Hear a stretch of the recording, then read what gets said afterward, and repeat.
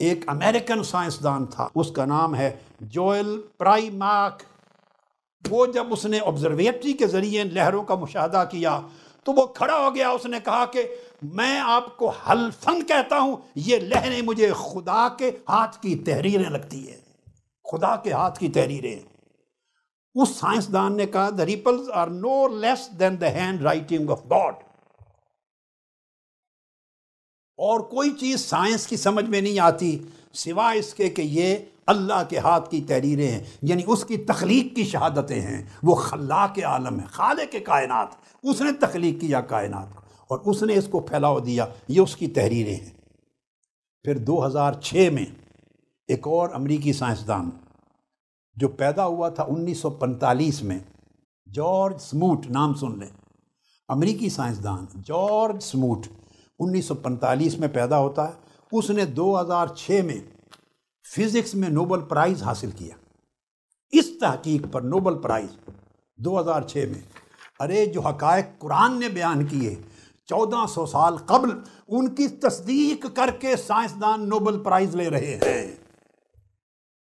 ان کی تصدیق کر کے نوبل پرائز لے رہے ہیں۔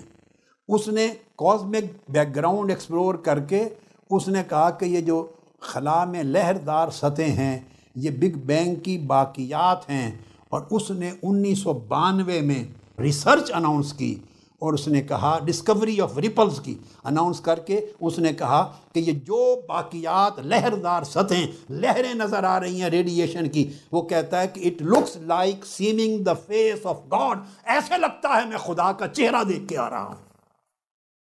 جارج سموٹ کہتا ہے وہ بالائی کائنات کے اوپر کے حصوں کی لہریں دیکھ کر ایسے لگتا ہے کہ خدا کا چہرہ دکھائی دے رہا، یعنی خلاق عالم کی نشانیاں دکھائی دے رہے ہیں، اس کائنات کو بنانے اور پھیلانے والے کی آیات نشانیاں دے رہی ہیں۔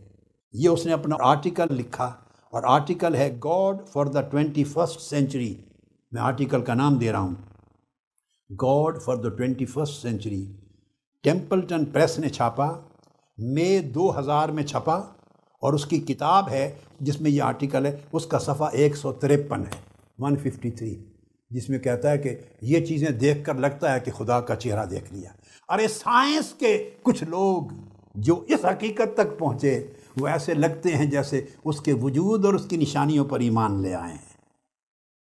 اس لیے ایک سائنسدان نے کتاب لکھی why science does not disprove God, science خدا کے وجود کا انکار کیوں نہیں کرتی، اس پر کتاب لکھی ایک اور سائنسدان نے، بوسٹن یونیورسٹی میں چھپی، اور واشنگٹن پوسٹ میں اس کا آرٹیکل چھپا اپریل 2014 میں، اس نام سے کہ سائنس اللہ کے وجود کا انکار کیوں نہیں کرتی۔